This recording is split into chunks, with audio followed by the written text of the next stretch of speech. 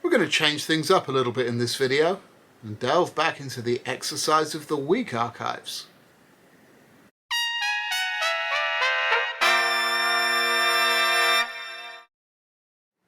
Hi, I'm Brian from Airflow Music. Welcome back to another video. This is our October 6th edition of the Go Practice Daily series. Hope you're having a great day today. Been some nice comments under these videos the last couple of days, and one that caught my eye was from someone who calls themselves LOL, who says, "Last week I saw Thomas Ganch doing this warm-up, tonguing long tones chromatically from C down to F sharp and up towards G over the staff, and he told us it was from you. Do you still use this, and how should I play it?" Okay, well, this is an exercise I've shared before actually, and it is one that I play sometimes, not probably as regularly as I should, to be honest, but at various times over the years it has been in my daily routine, and so let's address it right now. This originally was in the Exercise of the Week series, at least on video, and it was Exercise of the Week number 8. You can find it at the link down below. I'll link to both the original video and the PDF itself, and you can also find it in your trusty Exercise of the Week book if you have one. If you'd like to get a hold of the hard copy of that, then I'll leave a link for that down below as well. This exercise is called the 5-bar exercise, and it's a static tonguing drill, and it's an interesting one. The nice thing about this exercise is that basically you can do whatever you like with it, because what it amounts to is taking a rhythmic pattern and repeating it as a static tonguing exercise on a series of notes. In this particular version, the rhythmic pattern I chose is a 5-bar pattern in 4/4, which has 1 bar of 8th notes or quavers, 1 bar of 8th note triplets, 1 bar of 16th notes or semiquavers, a 1 bar hold, and then a 1 bar rest.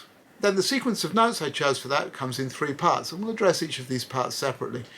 But the first part is starting on low C and working the pattern down to low F sharp. I like to do exercises like this particular way because you can set the pattern as a rest at the end, so you can get a little break for your chops and to breathe, and then keep moving on through in time. So it keeps everything nicely on the clock, keeps it from getting too long-winded, and it also makes it a nice thing that we can do as a long setting, and you know how much I like those, having watched these videos. So that's what we're going to do today. Part 2 is played on a different pattern of notes, which we'll come to, but to begin with, let's get into part 1.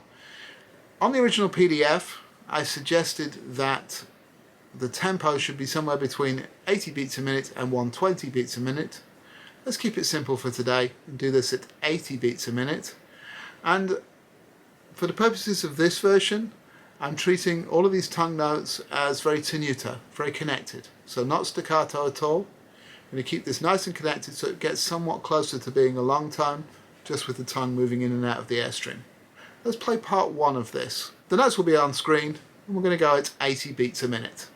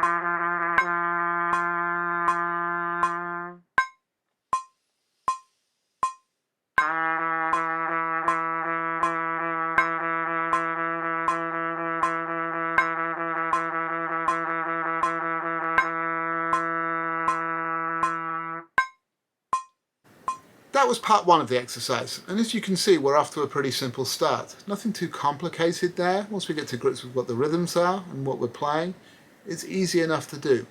You'll notice that I'm playing this as a long setting, keeping the mouthpiece on my chops throughout. And for part one, that's not too much of a challenge. Everything's low down and it's a fairly short setting. But this changes when we get into part two. Now we're going to take the same rhythmic pattern, we're going to start back on low C, and we're going to work this upwards chromatically, hopefully, ideally, as far as high C. Again, I'm going to play this as a long setting, but this is where some additional Caruso rules come into effect.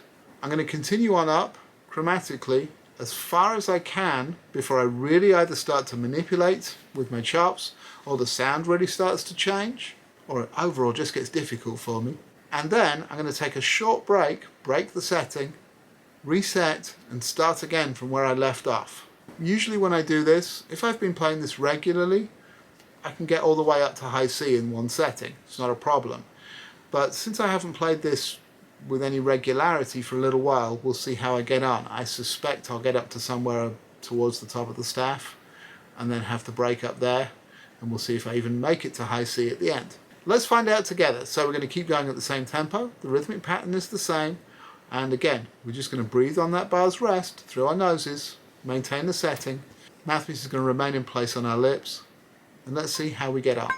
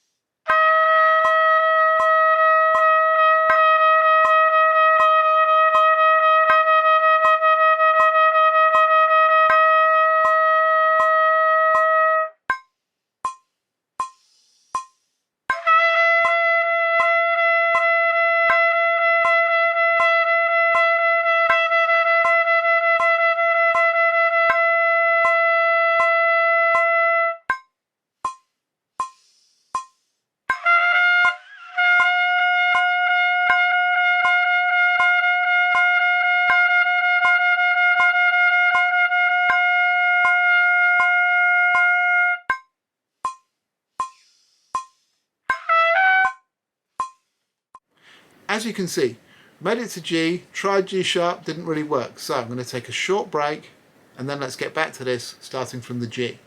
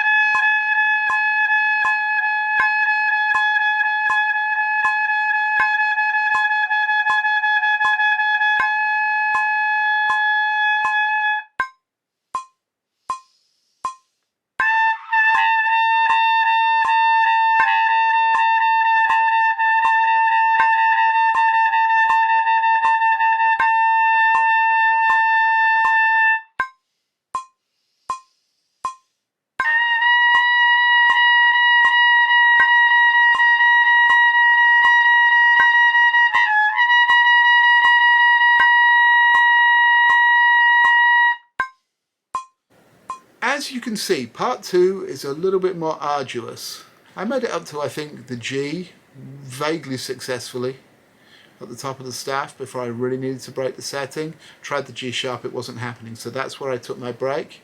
And then reset, and it was a bit of a struggle to get up to high C. And honestly, I kind of forced it out more than I probably should have done. But that was really for the sake of getting it for the video. This is something I would usually practice a little more carefully. Very much going to be a case of do as I say, not as I do. But then, what's important to do, obviously, if you've just played this along with me, you know that you're feeling a little tired right now. Everything's a little tight and a little sore. I know my corners certainly are. And so it's important at this time to take a short break, probably 2 or 3 minutes, which is as long as I'm going to chat on right here, just so you can take that little chop break, and then we're going to move on to part 3. Now, part 3 is simple. We're just going to repeat part 1. We're going to start back on low C, and we're going to play these, working our way back down to low F sharp. Just more than anything is a bit of a cool down, so we don't come out of this with so much tension. And then after that, it'll be important to take enough of a break that we kind of get our corners back and we feel fresh again. That's probably enough of me chatting in the meantime. So we're going to continue. We're going to go back. We're going to play part 3, starting back on the low C, moving our way back down to the low F sharp.